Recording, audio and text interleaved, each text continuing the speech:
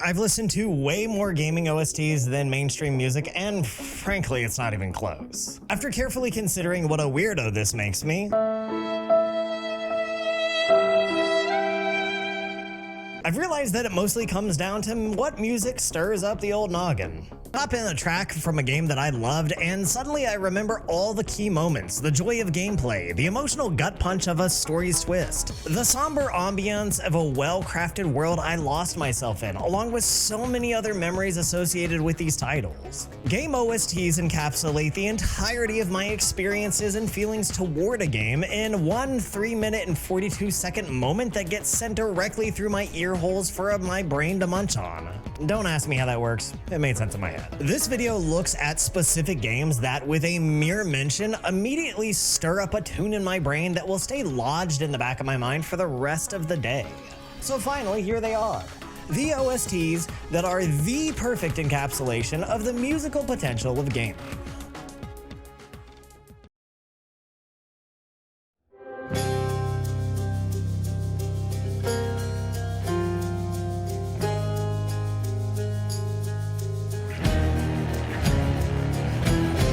The first time you boot up Hades, you don't even make it past the start menu before it becomes obvious this game's music is something special. From the individual level tunes to the boss themes, so much energy and life is infused into the colorful roguelike through its soundtrack. The more you dig into the game's play, die, repeat cycle, the more the tunes become familiar in the best ways possible as you and Zagreus fight your way out of the underworld over and over again.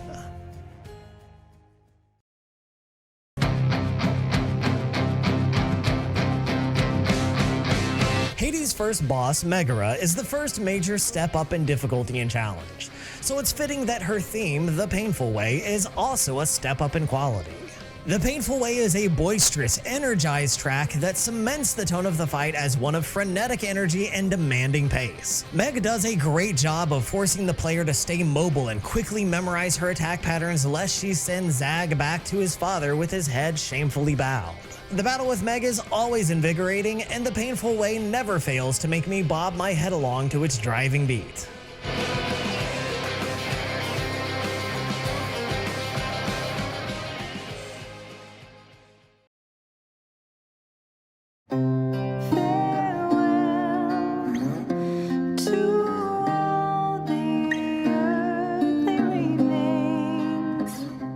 After trudging through hell itself, walking into Eurydice's room for the first time is understandably jarring. The way you hear the notes long before you actually see Eurydice, how starkly different the tone of her song is from the other music in Asphodel, you can tell there is a quiet, proud strength to Eurydice, yet a tangible loneliness too. Eurydice's melancholic tones already tell us so much about her as a character, far before our favorite tree lady even utters her first spoken lines. Ashley Barrett's vocals have been featured in most of Supergiant Games' titles, and they put her talent to masterful use yet again in Hades. Barrett's Eurydice graces us with several songs, but Good Riddance is certainly her best. From the atmosphere it sets and the character building it indirectly conveys, Good Riddance is one of the most memorable tracks in Hades' arsenal of tunes. Do as I may, no hunger, no sleep except dream.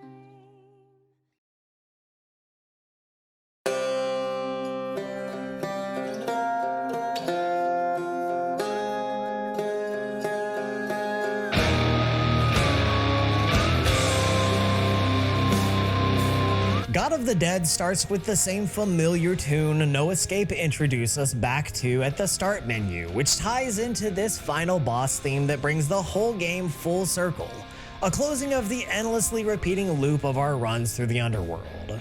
God of the Dead has a solid tempo and pace throughout, with that familiar driving electric guitar pushing energy into the frantic fight with dear old dad. The masterstroke of the song is delivered once you've knocked the last tick of health off Hades' bar, bringing the god of death to his knees, only for the master of the underworld to rise, stronger and more determined than ever. As Hades launches into a second, even more aggressive phase, the music launches into a furiously energetic phase of its own, with the tempo and pace kicking into high gear and driving home the urgency of the fight.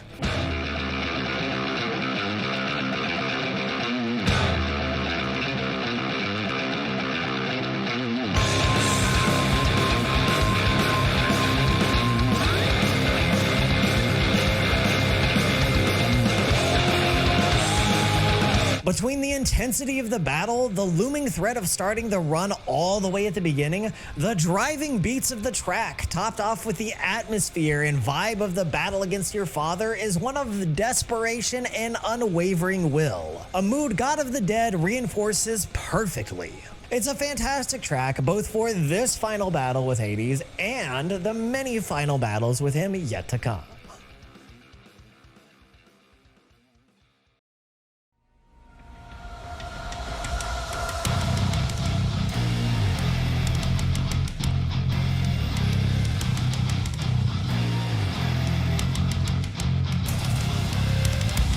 If I were to describe Devil May Cry in one word, it would be bombastic. Everything from the gameplay, the cutscenes, and the characters are wildly over the top and full of energy. And let me say right now, the soundtrack is no exception. As your skills improve and your combat score starts hitting the upper ranks, the music swells into the theme of whatever character you're playing as at the time, launching into a full-on rock ballad complete with driving vocals to etch your gameplay moments of badassery into your memory.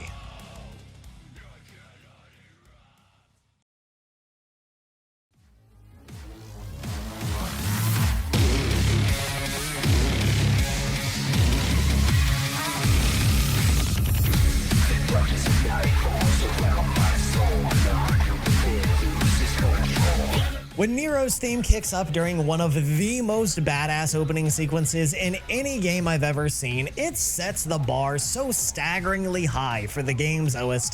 The song accompanies a baller cinematic that drops all pretense of restraint in favor of pushing the limits of cool. The driving beats of Nero's theme, Devil Trigger, make Nero's slow motion dance with Demonkind all the more satisfying and hypnotic, with the vocals of the track promising a thrilling ride that the game more than delivers on.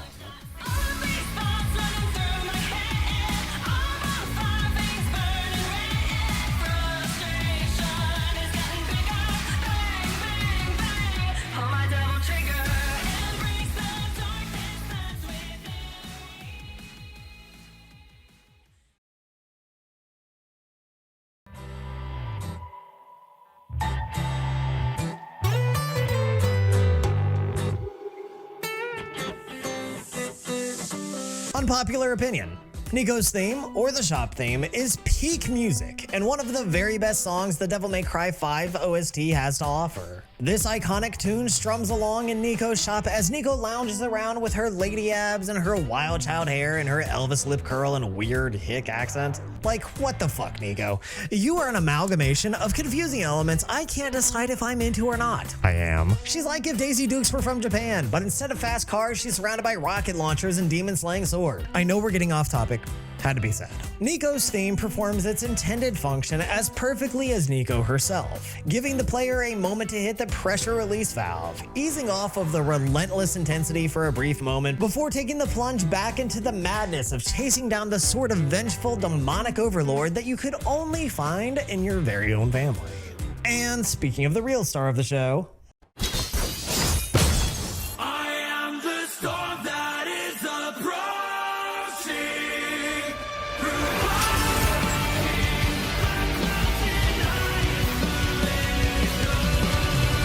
as much as I and everyone loves Dante, it's irrefutable that the true hero, the real son of Sparta, is none other than his chair-loving twin, Virgil. There's a lot about Virgil that's cool and stylish and badass and emo and weeaboo as fuck.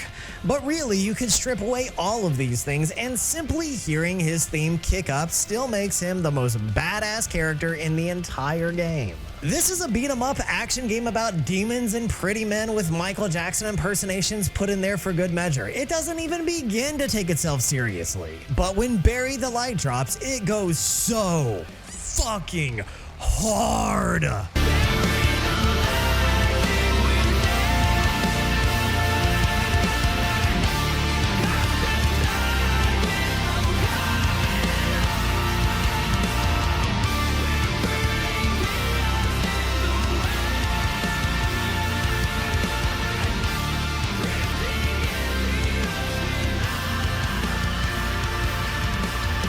If I'm being honest, a huge reason I finally played Devil May Cry 5 last year was specifically because of my love for Bury the Light. Don't get me wrong, I enjoyed Devil May Cry as a franchise, and the game itself was great, but it would be no exaggeration to say that I was chiefly motivated by Bury the Light and the need to finally experience it in context.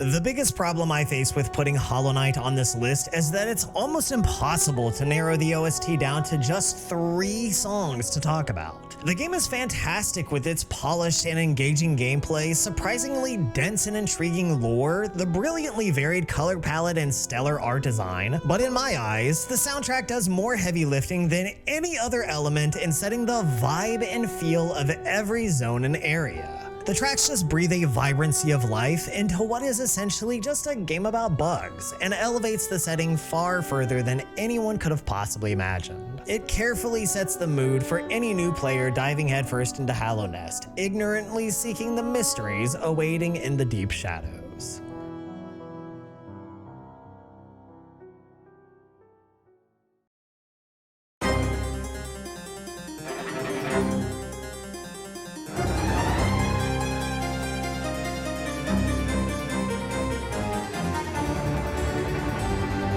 Mantis Lords was the first Hollow Knight boss fight I really had to get serious for, as the trio of warriors really force you to step up your offense and defense consistently throughout. And the OST fits this fight perfectly, with the energetic hum of violins setting a high tempo for the frantic fight.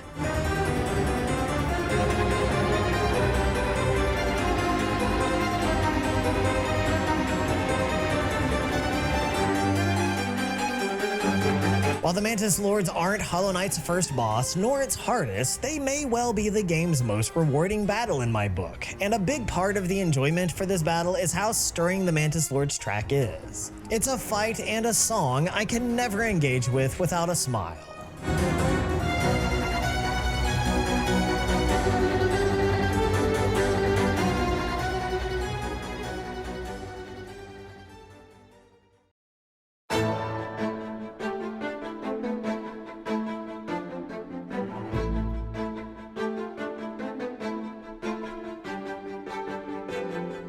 Even though the fight with Hornet is an early game fight, the significance of this battle is unmistakable, as you clash your blade and will with a character so beloved and significant to the story of Hollow Knight that she even got her very own spin-off sequel. Allegedly, it'll never actually happen. The music strikes a stirring chord. The sweeping tune evokes a sense of flow and movement that fits so well with Hornet and her long screen-sweeping strikes.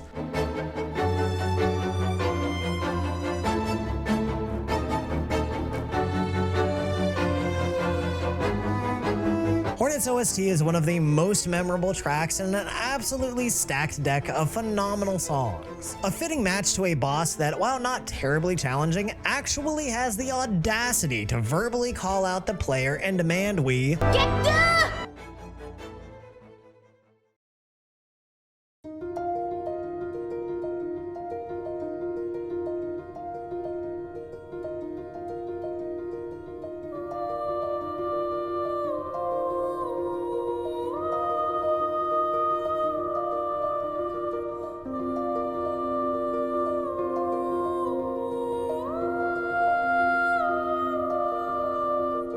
I have many amazing memories of playing Hollow Knight, but the one I think about before all others is this moment, sharing a quiet conversation with Quirrell as he sits on this bench, staring out at the City of Tears. Hearing the soft plink of the endless water spattering the great glass pane of the window while the City of Tears track spins out its somber melody of this forgotten land that I've stumbled into. In a game full of adventure and danger, daunting bosses and grueling platforming laced with the stirring of secrets long buried, this moment of quietly staring out the window in silent contemplation of the melancholic beauty presented in this forgotten city is one of my favorites in the entire game. City of Tears is easily the most contemplative and serene songs on what is hands down one of the best gaming OSTs of all time.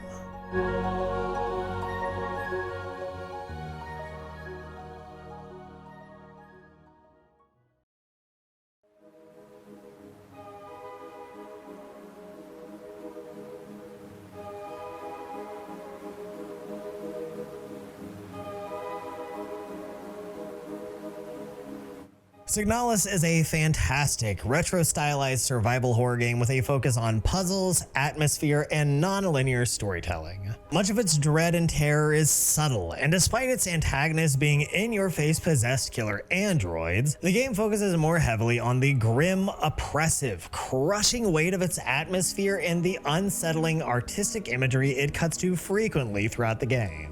Due to this focus on atmosphere, Signalis' soundtrack features less of the tension-raising staccato tracks designed to slowly build up dread and foreboding for what lies around the next corner, though that style of music is present. Instead, Signalis draws inspiration from classical music the same way it draws on classical art in its imagery, in a way that makes its atmosphere even more mysterious and unsettling.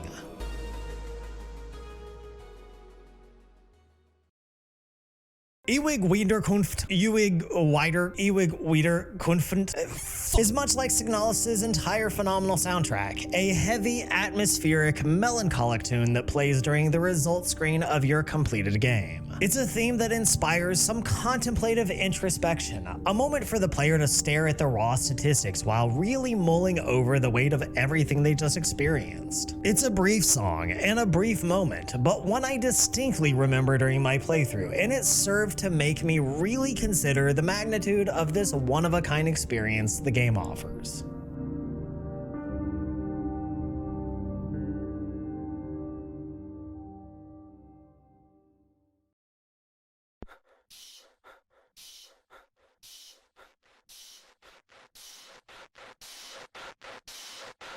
Signalis' OST is full of subdued, quiet tracks. These range from classical-inspired music to atmospheric ambient tracks. Among all of these, Cigarette Wife is one of the most standout songs, with a much more direct, driving tempo and an industrial sound that inspires a much more immediate discomfort.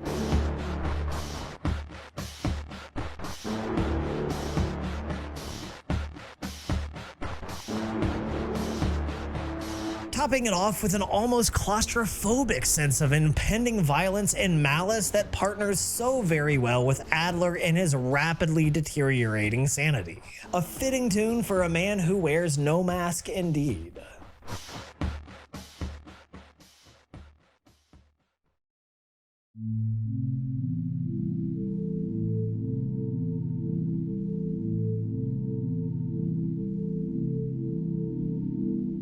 Of all the songs in Signalis, Die Toten Incel serves as the base for which the game blends in all its elements together. This song plays during the key plot developments that really form the identity of what Signalis is about. The way it so purposefully blends art, evocative imagery, theme, music, and emotional conflict in a way that transcends so many other games. Every time Die Toten Incel's soft notes began, I felt a sort of dread mixed with intense curiosity stir within me. A certainty that something horrific or tragic would soon unfold, but also an endless wondering of what it all meant, what mystery awaited to unfurl before me. Nothing encapsulates the experience of this one-of-a-kind masterpiece quite like Die Toten Incel and the slow, purposeful keys of its piano. It's a fantastic song for a fantastic game.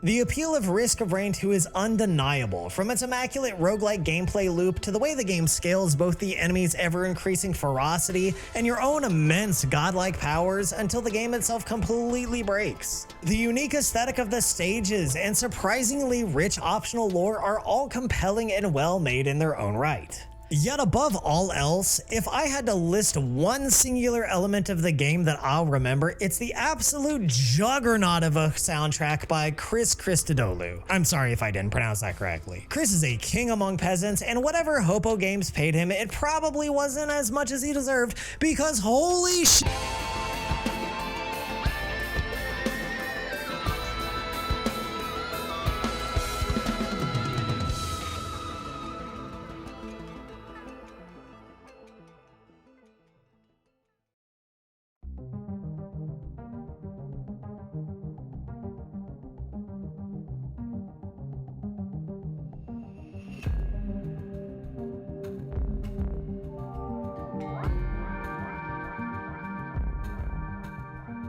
Into the Doldrums is the track primarily for Rally Point Delta as well as the less frequently visited Gilded Coast stages. It fits the vibe for the long abandoned survivor camp surrounded by snowed over hills and caves located in the middle of a frigid tundra. The stage's quiet, almost ethereal atmosphere is reinforced wonderfully by the mellow, sliding synth tones of the song. Although like all Risk of Rain music, Christodoulou could only restrain himself for so long before kicking the song into a stirring crescendo that makes your soul ride the icy winds above the rally point toward musical nirvana.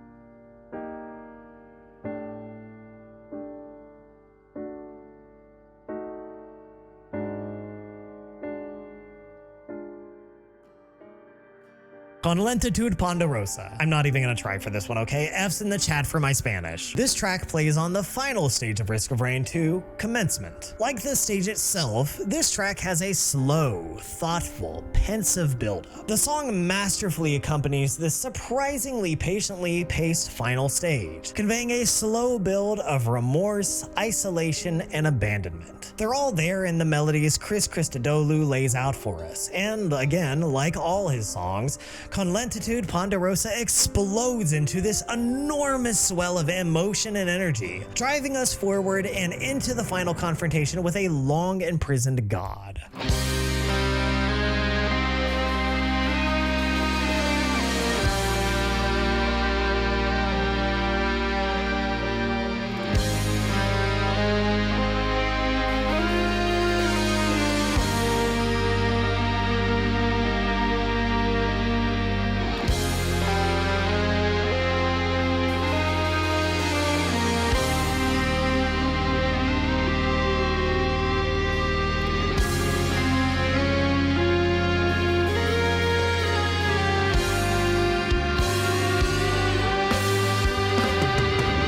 It's a stunning track, the type you stop and listen to every time it reaches its thunderous crescendo, and it pairs perfectly with Commencement's conclusion to Risk of Rain 2's criminally underrated tragic backstory.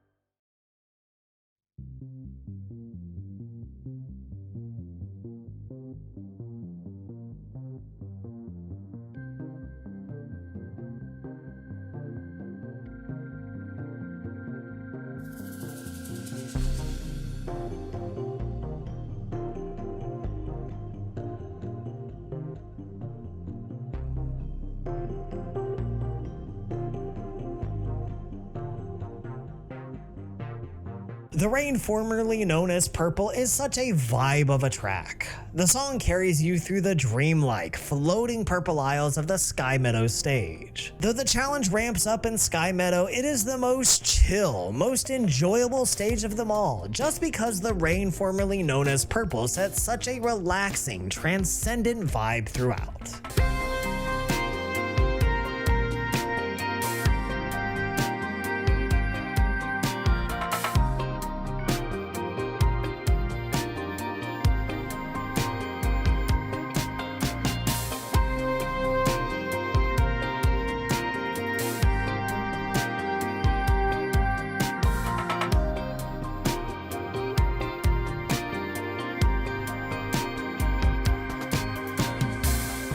No matter how much you're struggling not to get wiped by the sheer intensity of your enemy's constant onslaughts, inside you're just riding the musical wave. Especially once Chris kicks the song into high gear, breaking the guitar out to wail away while you ride those floating isles in the purple sky. It's an unmatched moment, and one that keeps me coming back to Risk of Rain 2 for run after run, just so I can vibe with this fantastic song all over again.